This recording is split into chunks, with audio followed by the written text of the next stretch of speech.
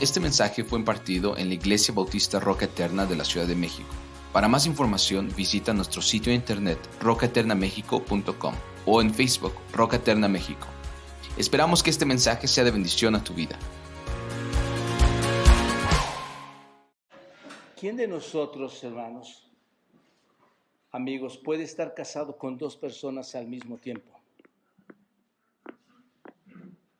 Nadie, ¿no es cierto?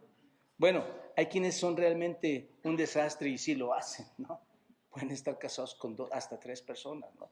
Pero nadie puede o debe hacer esto. Nadie debería hacerlo. Pablo, hermanos, está utilizando esta verdad aceptada por muchos de nosotros para ilustrar de qué manera, hermanos, estamos unidos en Cristo.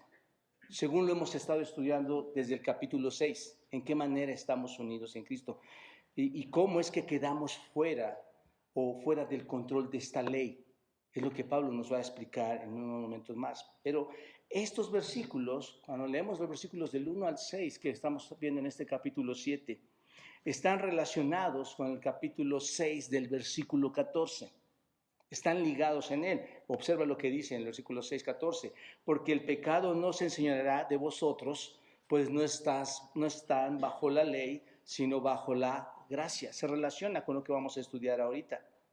No estamos bajo la ley. Y este capítulo 7, si tú empiezas a contar la palabra ley, aparece más de 20 veces. Cuando tú lees esta palabra, y lo vemos en los estudios de predicación expositiva, tú te das cuenta que entonces el tema central de este capítulo o algo que llama la atención es la ley. ¿Te das cuenta? Y si el tema es la ley, la pregunta lógica, ¿cuál es, hermanos? ¿Qué es la ley? ¿Qué es la ley? La ley de Dios, hermanos, es algo impresionante. Es algo glorioso, porque fue escrita por Dios mismo, hermanos. Es algo impresionante y necesitamos entender esto. A pesar de que en este capítulo, hermanos, habla tanto de estar muertos a la ley, que necesitamos estar muertos a ella, necesitamos entender qué es la ley. Que la ley de Dios es un hecho de una cosa gloriosa, algo que Dios ha hecho magnífico, y a pesar del hecho de que debemos ser librados de ella, esta ley es preciosa, es magnífica, hermanos. Solo para mostrarles la gloria de la ley, observen lo que dice, y lo hemos estudiado aquí, hermanos, el Salmo 119 y el Salmo 19. Vayan al Salmo 19, observen lo que dice. La ley de Jehová, versículo 7 del capítulo 19, la ley de Jehová es, ¿qué, hermanos? Perfecta, que convierte, ¿qué? El alma. El testimonio de Jehová es fiel, que hace, ¿qué? Sabio al sencillo. Los mandamientos de Jehová son rectos, que alegran el corazón. El precepto de Jehová es puro, que alumbra los ojos. El temor de Jehová es limpio, que permanece para siempre. Los juicios de Jehová son verdad, todos justos. Todos estos términos que acabamos de ver aquí, hermanos, ley, testimonio, mandamientos, preceptos, juicios, hacen referencia a ¿qué, hermanos? A la ley. Hacen referencia a la ley de Dios.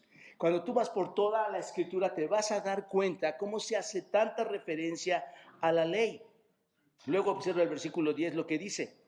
Deseables son más que, ¿qué, hermanos? Que el oro, y más que oro afinado. Y luego sigue diciendo, y dulces más que, ¿qué? Que la miel y que la que destila del panal. Observen, hermanos, que cuando dice esto, que son más deseables que el oro, que son más dulces que la miel, ¿a dónde está poniendo la ley el autor? En lo más alto, ¿no es cierto? Está exaltando la ley de Dios. Y estamos viendo que nosotros debemos morir a esa ley. ¿Se dan cuenta de esto? Pero la Biblia dice, la ley se exalta. La ley es grande. El Salmo 119, cuando tú lo lees y ve al Salmo 119, cualquier versículo, la mayoría de ellos, todo el Salmo habla de la ley, hermanos. Todo el Salmo le está dedicando la gloria, la honra a la ley de Dios. Por ejemplo, ve al versículo 18 y dice, abre mis ojos, ¿y qué? Y miraré, ¿qué? Las maravillas. ¿Dónde pone la ley, hermanos? por encima de todo. Si tú vas más adelante y tomas tu dedo y lo pones ahí, tu justicia es justicia eterna y tu ley es la verdad. Más adelante, en 174, por ejemplo, tú lo lees y dice, he deseado tu salvación, oh Jehová, y tu ley es ¿qué? Mi delicia. Si te das cuenta, todo esto realmente honra la ley de Dios. Todo esto exalta la ley de Dios. Deuteronomio capítulo 27, todos ahí hermanos, 27 en el versículo 26. Deuteronomio 27, versículo 26. Observa, leemos esto. Maldito el que no confiare en las palabras de qué, hermanos, de esta ley para hacerlas. Y dirá todo el pueblo amén. El escritor de Eclesiastés, hermanos, en el capítulo 12, el versículo 13, dice, el fin de todo discurso es este. ¿Recuerdan ustedes cuál es el fin de todo discurso? Teme a Jehová, ¿y qué? Y guarda sus mandamientos, ¿no? Porque este es el todo del hombre. Así que la obediencia a la ley, de nuevo, es exaltada. La obediencia a la ley es engrandecida. Esto le da una posición muy alta a la palabra, a la ley revelada de Dios, cuando tú estás leyendo todo esto. Y menciono todo esto para decirte que al estudiar el Antiguo Testamento, no puedes ver más que la exaltación, la dignidad, el perfecto carácter, hermanos, y la honorabilidad de la ley revelada de Dios. Cuando tú estás viendo esto, ¿conocen ustedes, hermanos? Vayan a Malaquías. En Malaquías encontramos uno de los últimos, el último mandamiento del Antiguo Testamento. Malaquías 4:4 dice, acordaos de la ley de Moisés mi siervo, el cual encargué en Horeb ordenanzas y leyes para todo Israel. Así que, ¿desde dónde oímos de la ley, hermanos? Desde el Antiguo Testamento, desde el Génesis, Éxodo, Levítico, Número, Deuteronomio, desde todo el Pentateuco hasta el último libro que es Malaquías en el Antiguo Testamento, la ley de Dios, ¿cómo se menciona, hermanos? Se exalta, ¿no es cierto? Es engrandecida. Ahora bien, el resultado de este engrandecimiento de la ley, hermanos, fue también continuó mientras Cristo estuvo aquí en la tierra y también continuó mientras el apóstol Pablo estaba en su ministerio en esta tierra. Los judíos en ese tiempo también estaban enalteciendo la ley de Dios a tal grado, hermanos, en muchos casos estaban adorando la ley más que aquel quien había dictado la ley. Estaban adorando más la ley de Dios que a Dios mismo. ¿Se dan cuenta de esto? Aún en el Nuevo Testamento. Así que los judíos, entonces, al hacer esto, lo único que lograron es desarrollar una propia teología. ¿Cuál era su propia teología? Que los hombres únicamente podían ser justos delante de Dios cuando cumplían el ejercicio de la ley. Esto es, cuando podían guardar la ley. Si tú guardas la ley, entonces puedes ser salvo. Esa era su comprensión para ellos. Por esta razón, la ley es sagrada. La habían convertido en su manera de acercarse a Dios, en su manera de ser salvos. Y cuando llegamos al Nuevo Testamento y lo lees, te das cuenta que esto sigue siendo igual, que no ha cambiado nada cuando tú lees el Nuevo Testamento. Por ejemplo, Juan capítulo 9. ¿Recuerdan ustedes que en Juan, la historia cuando Jesús sana al hombre que nació ciego? Cuando le da la vista al hombre ciego, y los fariseos van y quieren investigar qué es lo que está pasando con este hombre que ha sido sanado por el Señor Jesús. Se le acercan y le empiezan a acercar a este ciego y le empiezan a cuestionar. Y ahí en Juan capítulo 9, todos vayan ahí, observen, Juan capítulo 9, en el versículo 26, observa lo que los fariseos o estos judíos están diciéndole a este hombre. Le vuelven a decir, ¿qué te hizo? ¿Cómo te abrió los ojos? Él les respondió, ya os lo he dicho y no habéis querido oír, porque lo que queréis oír, ¿por qué lo quieren oír otra vez? ¿Queréis también vosotros haceros sus discípulos? Uy, no les hubiera dicho esto, hermanos, porque ¿qué hicieron estos hombres? Le injuriaron, le atacaron, fueron ofendidos, ¿no es cierto? ¿Y qué le dicen? Tú eres su discípulo. Pero nosotros, discípulos, ¿de quién somos? De Moisés. Nosotros sabemos que Dios ha hablado a Moisés. Dios le ha dado la ley a Moisés, pero respecto a ese, es Jesucristo, no sabemos de dónde sea este hombre. En otras palabras, hermanos, lo que dijeron es, sabemos que Dios le habló a Moisés. Y cuando dicen que sabemos que Dios le habló a Moisés, lo que están haciendo estos hombres es abogando por la ley de Moisés como la verdad revelada de Dios. Y eso, hermanos, nos da una idea de cómo percibían, cómo entendían ellos la ley, cómo para ellos era tan importante, por eso eran tan celosos de la ley. ¿Te das cuenta? Así que cuando entramos en esta época, de la época nuevo testamentaria, del Nuevo Testamento, este compromiso del pueblo de Israel con la santidad, la responsabilidad, la dignidad, la naturaleza tan honorable de la ley de Dios no disminuye. Siguen siendo conservadores en ese sentido de la ley. Incluso, hermanos, más adelante, cuando nosotros entremos al versículo 12 de Romanos 7, Pablo también está hablando de la ley y la exalta. Observen, Romanos 7, versículo 12, y de una vez vamos a nuestro texto.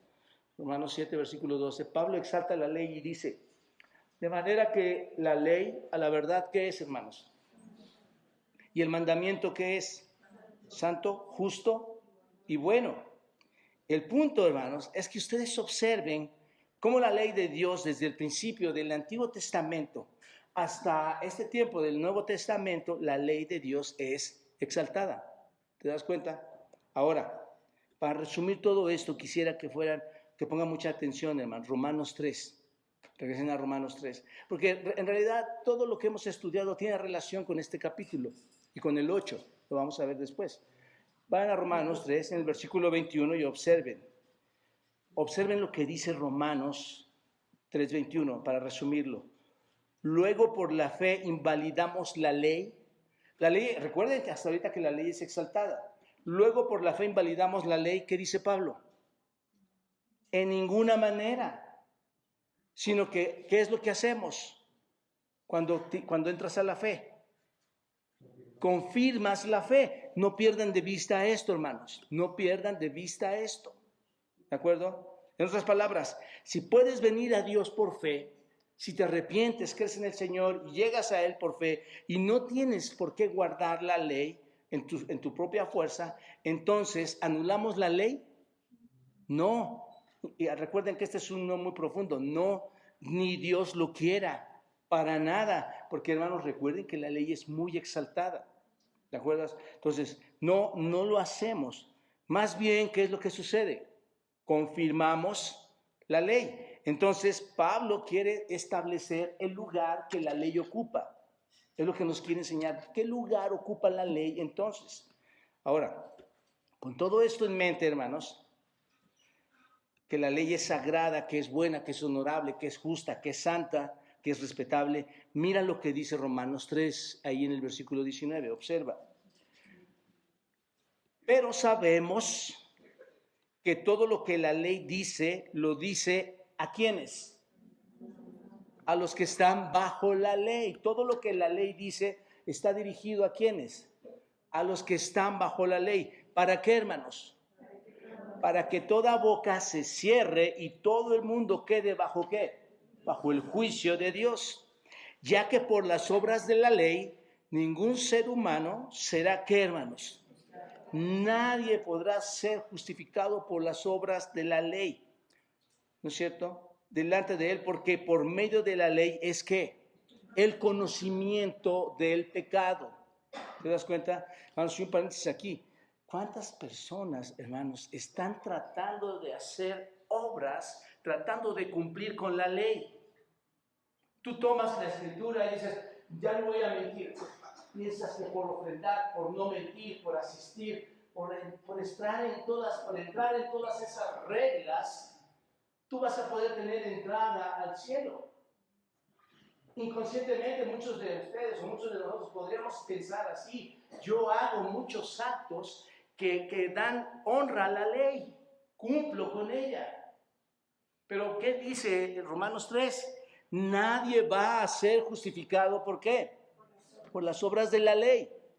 Y hay mucha gente así, hermanos. Mucha gente está haciendo esto. Escuchen, mis amados hermanos y amigos, la ley es buena, ¿no es cierto? La ley es santa, la ley es justa, la ley es honorable. La ley, hermanos, cuando tú la ves, la ley refleja la mente de Dios. La ley refleja lo que Dios quiere decirnos, pero nadie en ningún momento de la historia, por ninguna circunstancia, va a ser justificado por la ley. Y finalmente, hermanos, a esta introducción, vayan a Romanos 6:14, donde digo que está el paralelo del 7. ¿Qué dice? Porque el pecado no se enseñorea de nosotros o de ustedes. Ahí pongan una división en sus Biblias y vean que es una sola frase.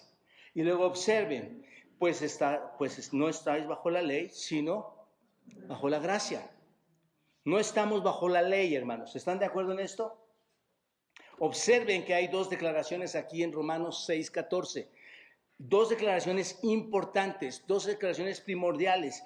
Dice el versículo 14, porque el pecado no se enseñorea de vosotros. Es la primera afirmación que está haciendo Pablo y ya la explicó el significado de por qué el pecado no se enseñorea de nosotros en el capítulo 6, versículos 15 al 23. Ya lo estudiamos, ya vimos por qué el pecado no se enseñorea de nosotros. Esa segunda declaración que está en Romanos 6:14, que dice, pues no estáis bajo la ley, sino bajo la gracia, esta declaración se explica en este capítulo 7, versículos 1 al 6 y más adelante también, y nos dice lo que significa no estar bajo la ley. ¿Te das cuenta? Así que vamos a ver 3 puntos esta mañana, hermanos, que nos van a ayudar a entender nuestra relación con la ley como creyentes.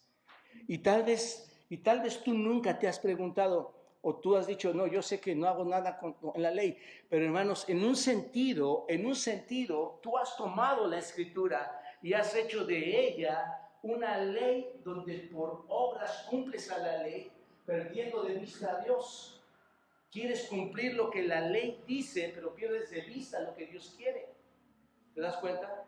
Y eso es importante, aunque tú pienses que no, y entiendas que no estás bajo la ley, hay algo que no estamos haciendo bien. Bueno, primero, la ley solo tiene dominio sobre las personas vivas.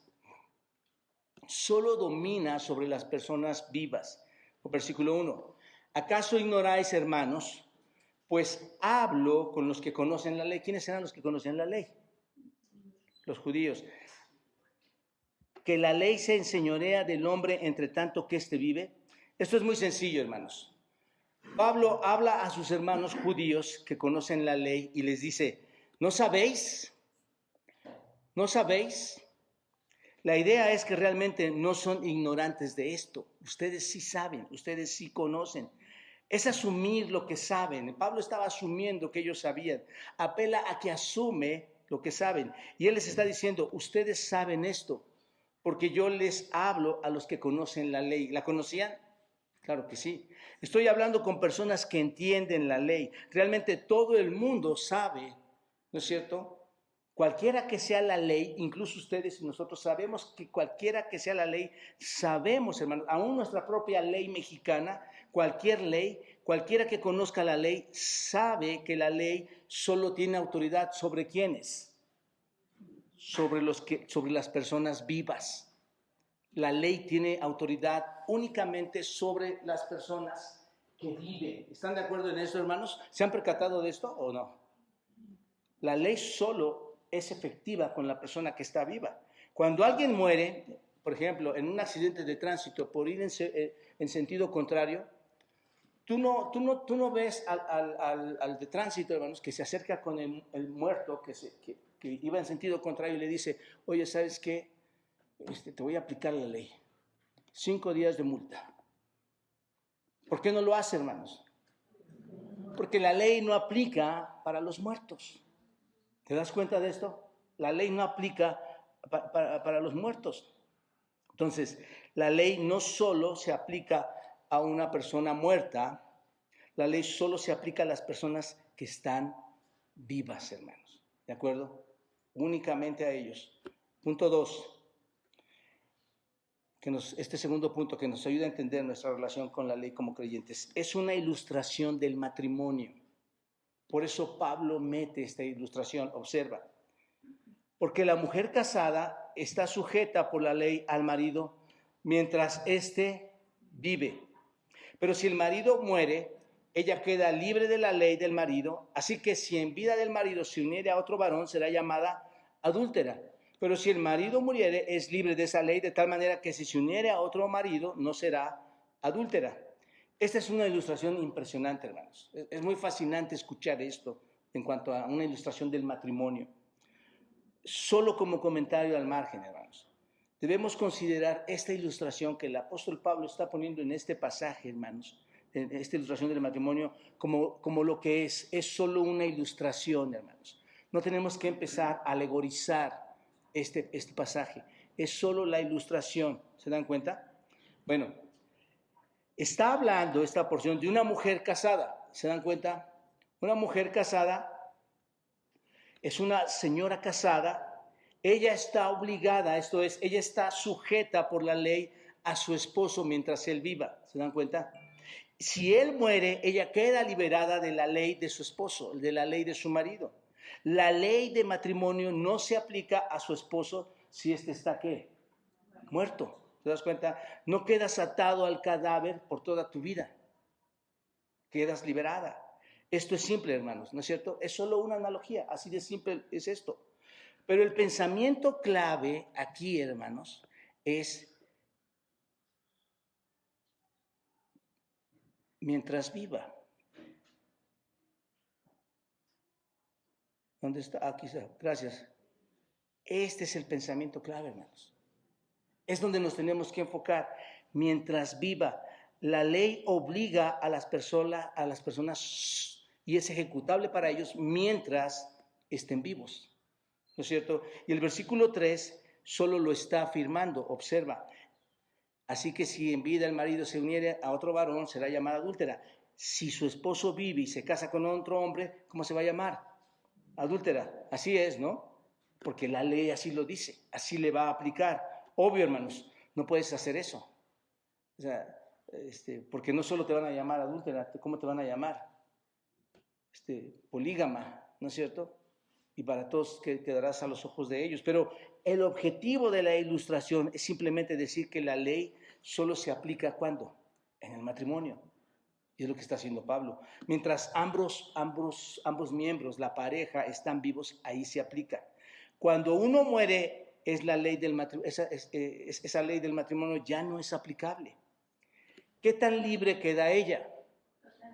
Totalmente libre, ¿no es cierto? Dice el versículo 3, ella está libre de esa ley. Ella es libre de ser exactamente como era antes de... ¿Te acuerdas, hermana, cómo eras antes de casarte con tu esposo? Así, exactamente de libre eres. O vas a quedar. Y todas las hermanas, ¿cuándo? ¿No? Pero así es, quedas totalmente libre. Ya no aplica para ti.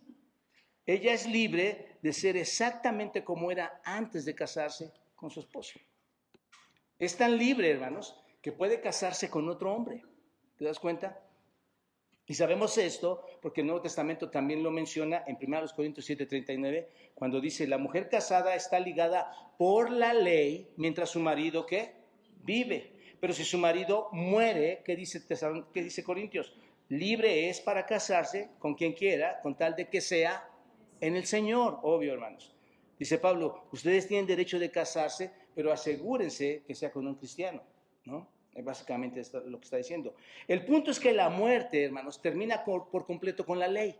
Cuando alguien muere, la ley se acaba, la ley se termina, porque ya deja de vincular a estas dos personas permanentemente en su matrimonio. Ya murió alguno de ellos. Ahora, por favor, insisto, hermanos, este pasaje no está destinado a enseñar el tema del divorcio. Ni el nuevo matrimonio, porque ni siquiera está incluido el divorcio aquí, hermanos. O sea, es solo una ilustración. Entonces, solo está tratando de decir una cosa. La muerte termina con el estado de derecho del matrimonio. ¿De acuerdo? Ahí se acaba la ley. Y punto 3. Esto nos lleva hasta a nuestro tercer punto, hermanos. a entender nuestra relación con la ley como creyentes. La ilustración aplica a nuestra vida cristiana. Lo que Pablo dijo del matrimonio aplica a nosotros. Con todo lo que tienen en mente, fíjate cómo hace clic.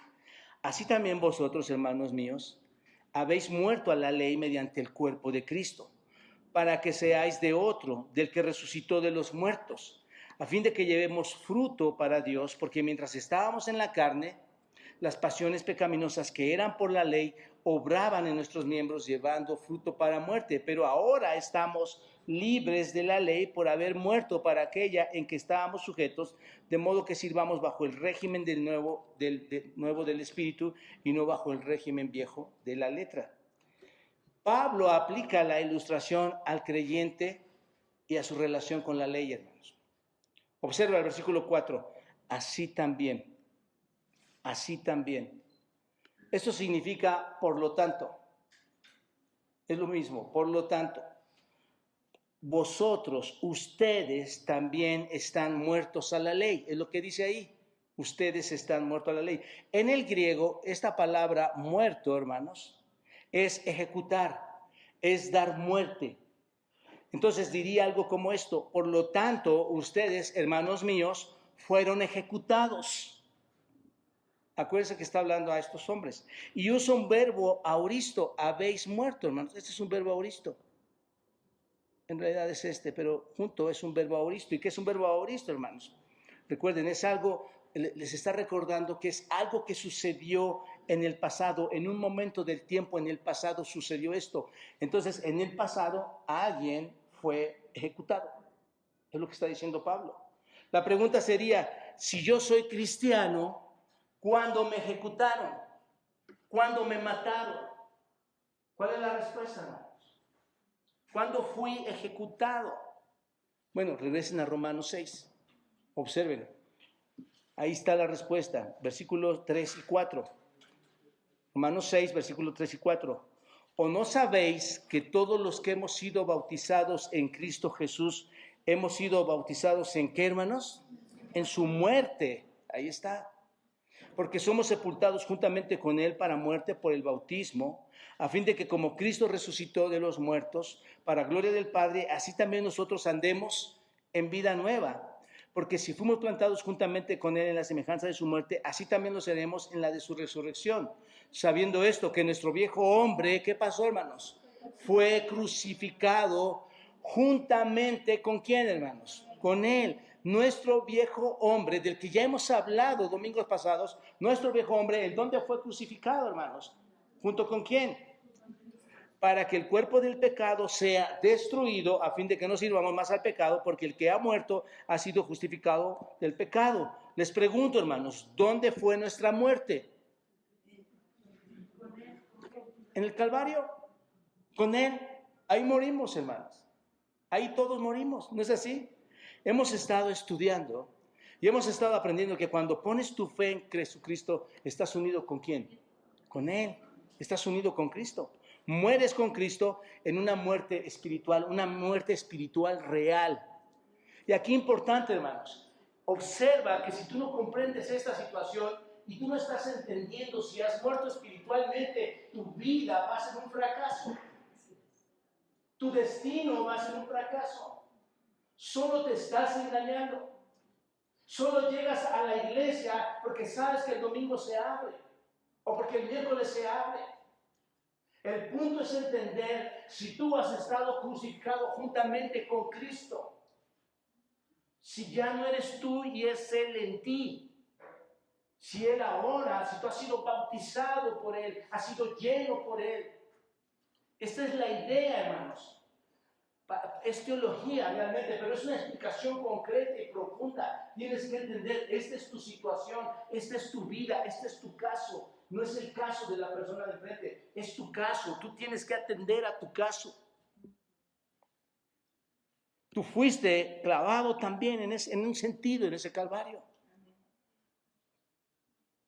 Has muerto con Cristo en una muerte espiritual. De eso es lo que está hablando, hermanos.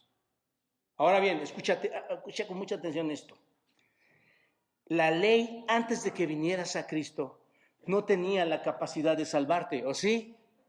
La gente piensa que por sus obras o la ejecución de la ley va a poder ser salva. Piensen, hermanos, yo fui un domingo y el otro no voy. Yo ofrendé este domingo, pero el otro no ofrendo, pero ya lo hice. Están satisfechos con sus obras. La ley no salva. ¿Entendemos esto, hermanos? No tiene la capacidad de salvarte. Salgamos de esa ignorancia. La ley no salva. Por más que quieras cumplirla, el punto es, y voy a llegar más adelante, pero el punto es que nadie la ha podido cumplir. Por eso Cristo vino. Lo vemos en Romanos 3:20, hermanos. Vayan todos a Romanos 3:20, subrayen esos textos, apunten esos textos. Observa, Romanos 3:20. Ya que por las obras de la que, hermano, ¿qué pasa? Por las obras de la ley, ¿qué, hermanos? Ningún ser humano, observa eso, esto es profundo. Ningún ser humano, nadie podrá, hermanos, ser justificado delante del Dios creador, delante del Dios glorioso, porque por medio de la ley únicamente es el conocimiento de ¿qué? Tú sabes que la ley está puesta porque te hace entender que no puedes transgredir eso. La ley está puesta porque no puedes hacer esto otro. La ley está puesta porque no puedes rebasar esa línea. Tienes que entender que la ley únicamente te lleva al conocimiento de tu pecado y te incita incluso a pecar. Todo lo que la ley podía hacer, ¿qué era, hermanos? La ley es el conocimiento del pecado. ¿Qué es lo que hace la ley? Culpable. Te condena. La ley lo que hace es culpable. Culpable. Eres culpable. Únicamente te condena. Pero ahora que has sido salvo, y te das cuenta de la diferencia, hermanos. Ahora que has sido salvo, la ley no solo puede redimirte, no solo no puede redimirte, porque no te puede redimir, no te puede salvar, sino que no puede ¿qué? Cuando eres salvo, no te redime, pero ahora no te condena tampoco. Cuando tú eres salvo, no te condena. ¿Me explico en esto, hermanos? La importancia de ser salvo. Una vez salvo, quedas exento de la ley. Esto es trascendental. Pero la gente, hermanos, está perdiendo el tiempo tratando de cumplir la ley, pensando que son creyentes, pensando que pueden llegar al cielo con tanta facilidad. Pero la ley los está acusando, hermanos.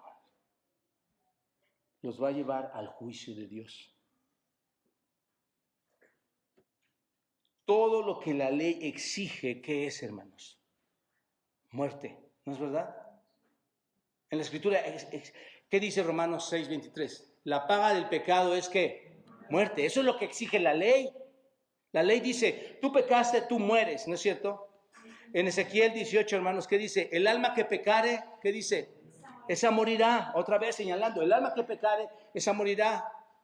Y el Señor Jesucristo, hermanos, o Dios mismo, cuando se presenta con Adán, le dice a Adán, no tomes de ese fruto, porque el día que lo tomes y lo comas, ¿qué va a suceder? Morirás. Una vez que tú hagas eso, vas a morir espiritualmente, hermanos. Observen que Él no murió físicamente, murió espiritualmente. Es exactamente lo que ocurre en este tiempo. Así que cuando murieron ustedes y yo, mis amados hermanos, la ley ya no tenía autoridad sobre nosotros. ¿No te impresiona eso? Mira, que alguien te diga ahorita, te vamos a encarcelar. Es más, para que sea más severo, te vamos a extraditar a los Estados Unidos. Porque ahí sí no sales para nada, ¿no? Hay nada de túneles. ¿Qué va a pasar? Yo creo que se te viene el mundo encima. El terror más grande, y siendo una cárcel. La muerte espiritual es más que real que este ejemplo burdo que te estoy poniendo. Porque las puertas del infierno verdaderamente arden, hermanos. Y existen. Así que cuando murieron o morimos, la ley ya no tiene autoridad sobre nosotros. En Cristo, hermanos. No estamos ya más bajo la condenación de la ley. ¿Cómo sucedió esto, hermanos? ¿Cómo es que ya no somos condenados a esto? Bueno, de nuevo la respuesta en el versículo 4, observa. Así también vosotros, hermanos, habéis muerto a la ley mediante ¿qué? Aquí está la respuesta, ¿no es cierto? Mediante ¿qué?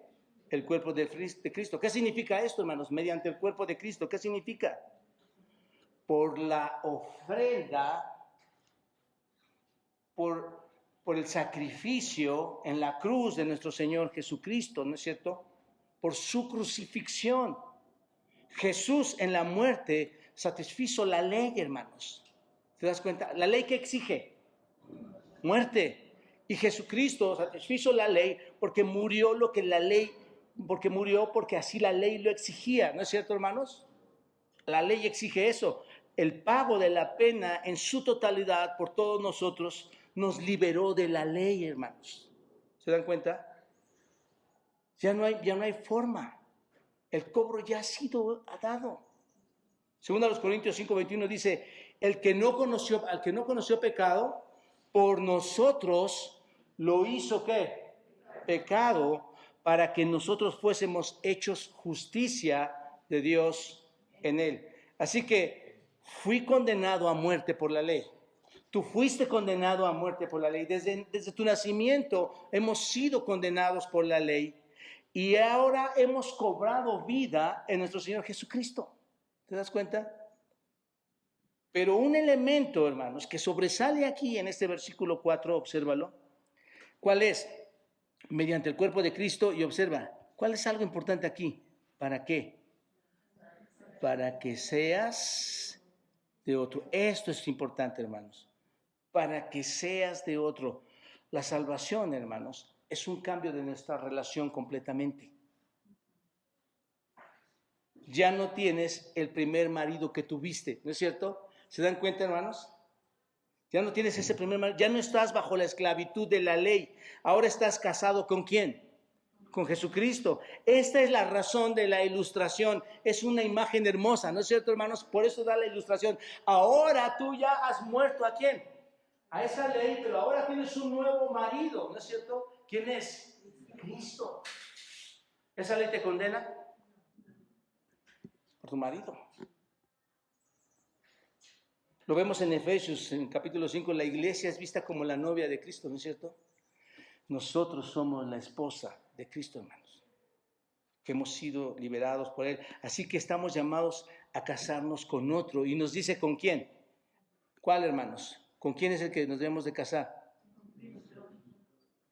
Del que resucitó de los muertos. Con este es como nos debemos que casar. ¿Y cuál es el propósito, hermanos?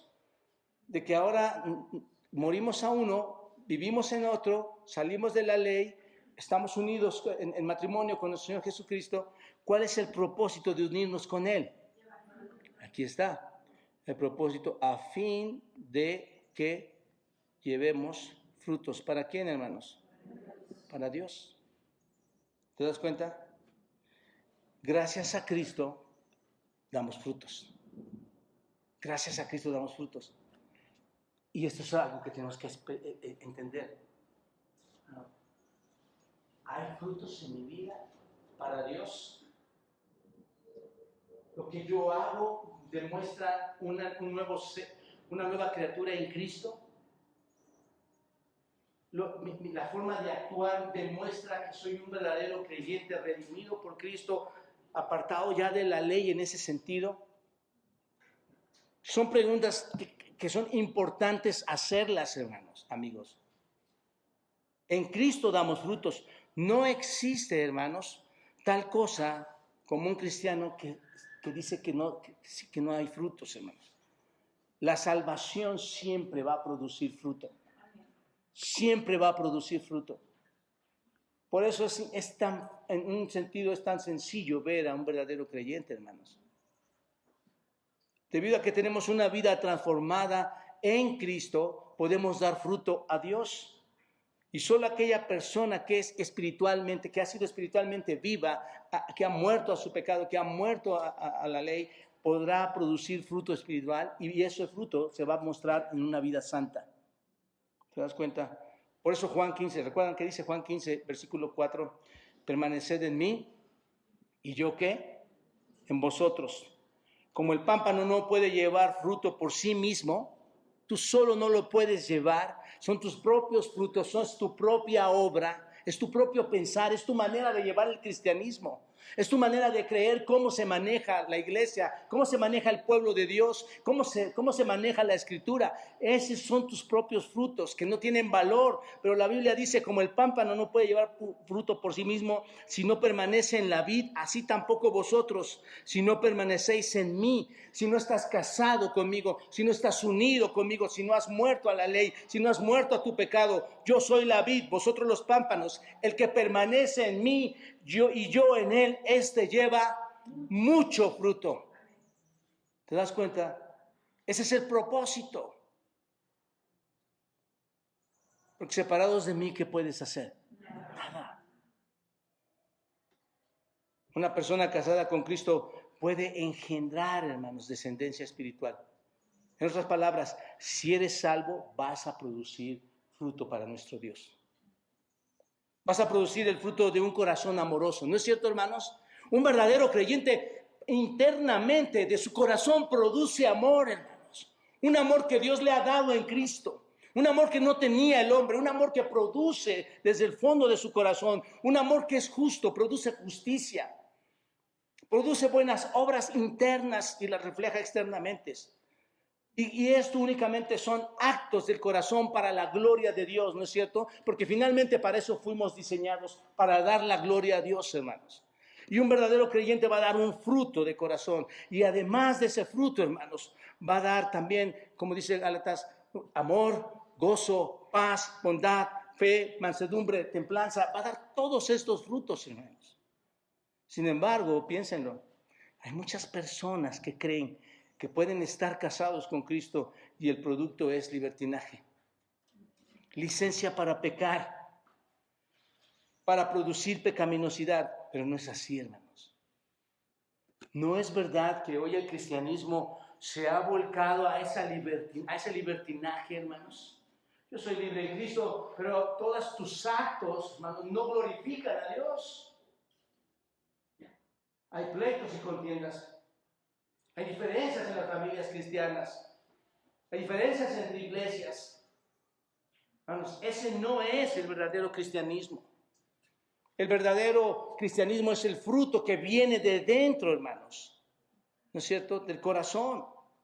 Ahora bien, esos frutos son algo completamente nuevo. ¿Quién producía frutos preciosos? Antes. ¿Quién, hermanos? ¿Recuerdas tus frutos? Los tomabas, los escondías, que no lo sepa mi esposa, que no lo sepa mi esposo, que no lo sepan mis hijos, que no lo sepa la iglesia, que no... Todo es oculto, todo es horrible, hermanos. Todo es miserable. Pero los frutos ahora son completamente nuevos, porque antes de conocer a Cristo, ¿cómo eran? ¿Cómo eran tus frutos? Obsérvalo, versículo 5. Porque mientras estábamos en la carne, ahí estábamos. ¿Cómo eran tus frutos? Las pasiones pecaminosas que eran por la ley obraban en nuestros miembros, llevando fruto para qué, hermanos. Esto describe al creyente antes de que fuera salvo, ¿no es cierto? Lo está describiendo ahí, hermanos. Describe antes de ser salvo. La ley con sus prohibiciones despertó, hermanos, las pasiones pecaminosas, como lo vamos a ver después en capítulo 7, versículos 7 al 13 en adelante, lo vamos a ver después ahí, hermanos. Pero despierta las pasiones pecaminosas. La ley estimula el mal, porque nada parece más atractivo a las personas que algo que es prohibido, ¿no es cierto, hermanos? Por eso digo que la ley estimula el mal.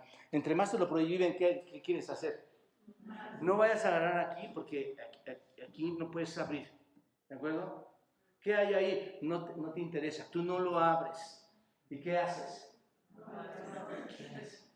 Ella es casada. Pero te interesa tanto que ¿qué haces?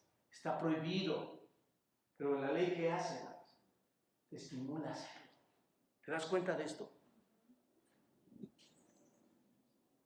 Así que la ley estimula el mal porque nada parece más atractivo que lo prohibido.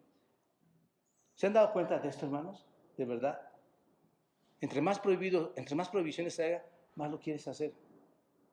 Es sentido contrario. No, me la he hecho rápido. ¿No?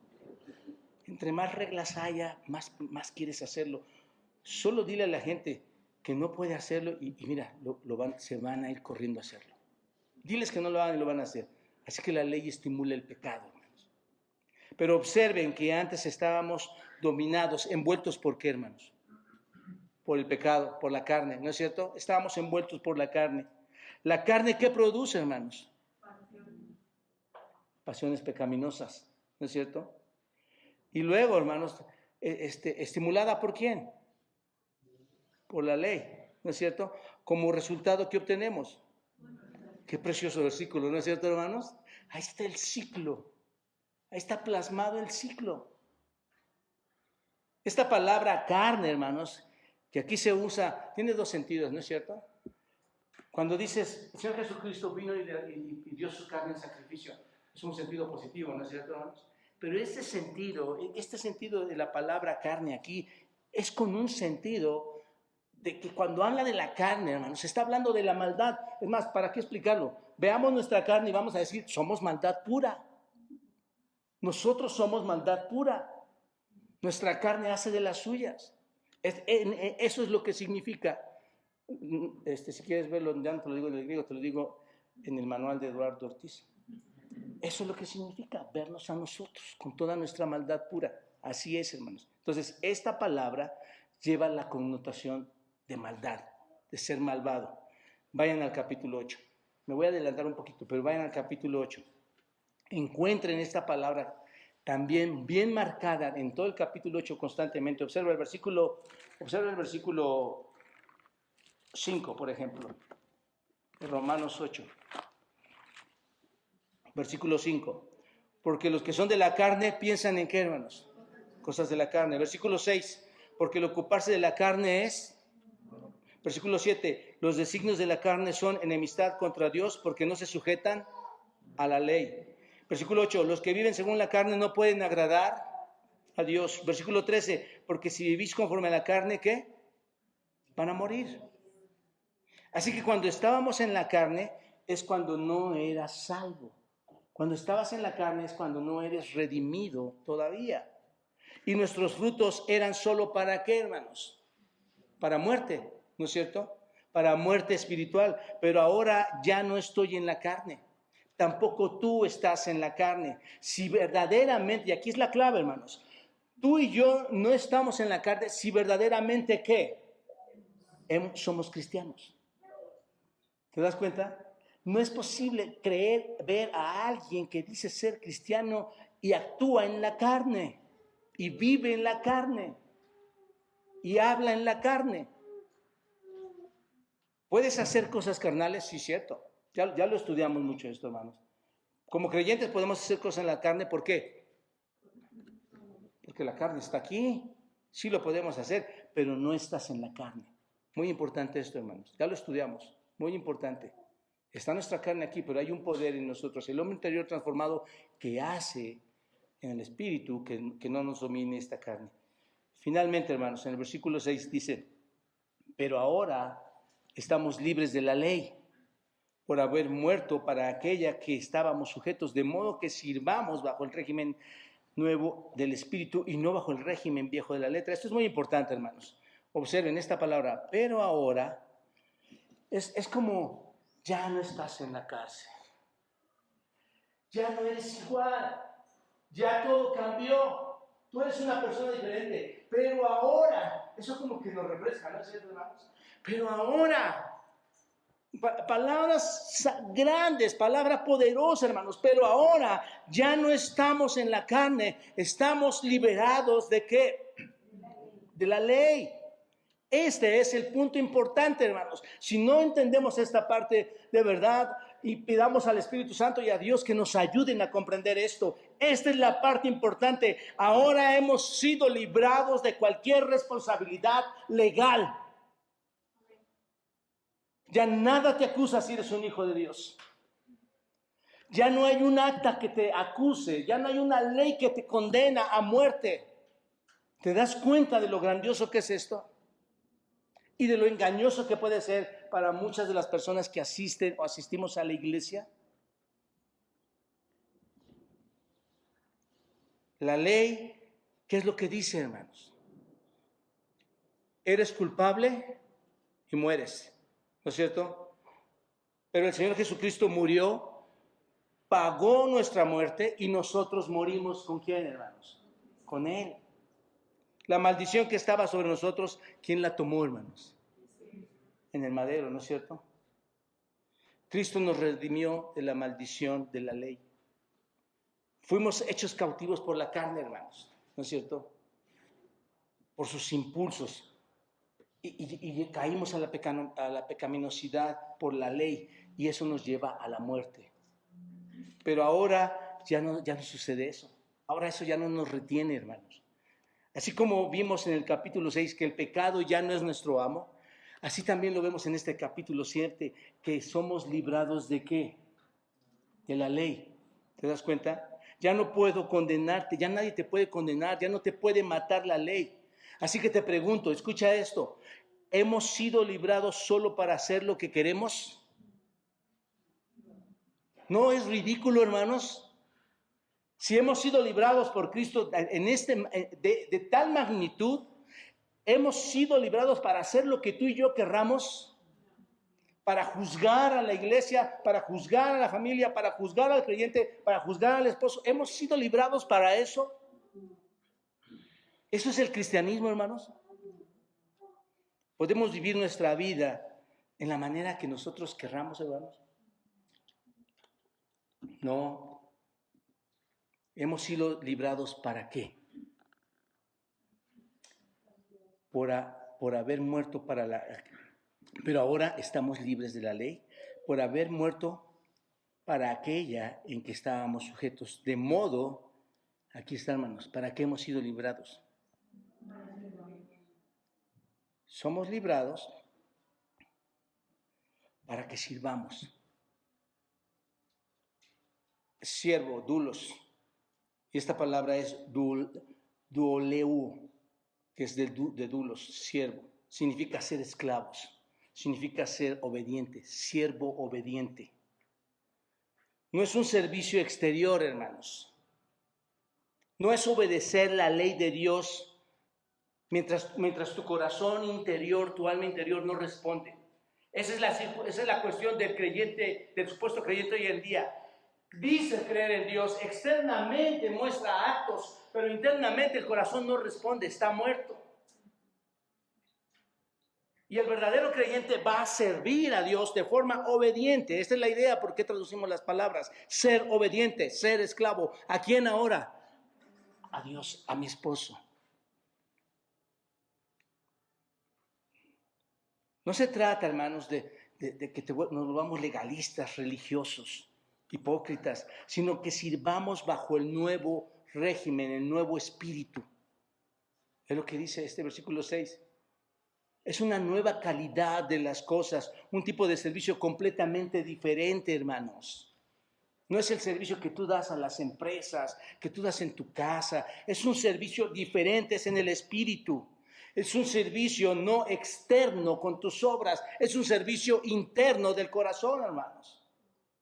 Ahora eres libre para servir a esa misma ley. Ahora eres libre para entrar a esta ley, para servir a esta misma ley. No de una manera superficial y externa, sino ahora desde lo profundo de ¿dónde, hermanos?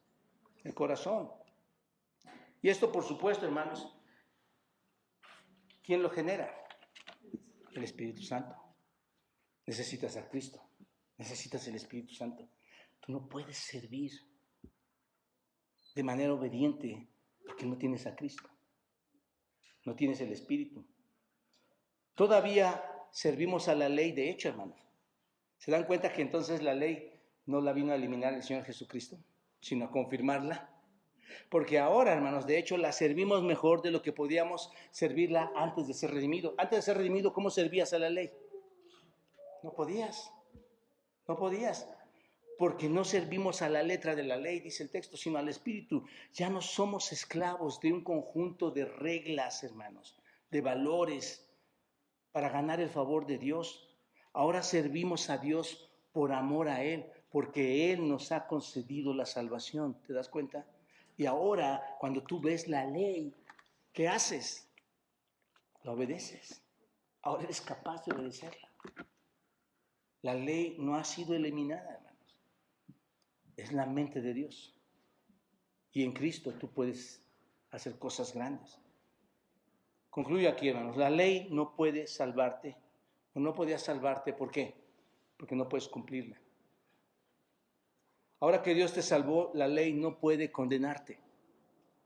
Y por primera vez en tu vida espiritual, ahora, hermanos, puedes, con el poder del Espíritu Santo, guardar la ley, empezar a guardar la ley. Así que no estamos bajo la condenación de la ley, sino que servimos a la ley de Dios desde nuestro interior. ¿Te das cuenta? Si no tienes a Cristo, es importante que hoy medites en esto. Necesito a Cristo en mi corazón. O me he estado engañando por mucho tiempo. Padre, gracias por esta mañana. Tu palabra tan hermosa, Señor, que nos lleva a entender muchas de las cosas que creemos saber, pero que en realidad, Señor, ignoramos. Tu bendita palabra nos ilustra, nos instruye y nos deja caer, nos deja ver cómo caemos en nuestros errores, Señor, aún de interpretación. Pero gracias, Padre, que en tu Espíritu nos instruyes, nos ayudas a ver la realidad de nuestra vida espiritual ante tus ojos. Y que hoy todavía nos das la oportunidad de acercarnos y rectificar, Señor. Pedirte perdón y agradecer lo que tanto has hecho en Cristo por nosotros, Señor. Apartarnos del pecado, perdonarnos de él, que la ley ya no nos condene a cada uno más. E incluso, Señor, ayudarnos a cumplir esa ley, a obedecerla, que son tus mandatos, Señor, que emanan de tu boca. Bendito seas, Padre. Te suplico, Padre, por estas familias, que les ayudes y que nos ayudes a nosotros también, Señor, a seguir adelante, sabiendo que el Espíritu nos está guiando a la victoria, Señor, para el cumplimiento de tu palabra. Entre tanto que un día este cuerpo, Señor, carnal, ya no esté con nosotros y tengamos ese cuerpo glorificado, Señor, donde ya no habrá más batallas, pero que hemos atendido mientras estábamos en la tierra a tu palabra, a tu ley, de ser siervos fieles, siervos obedientes a ti. Gracias, mi Dios, en esta mañana, en Cristo Jesús. Amén.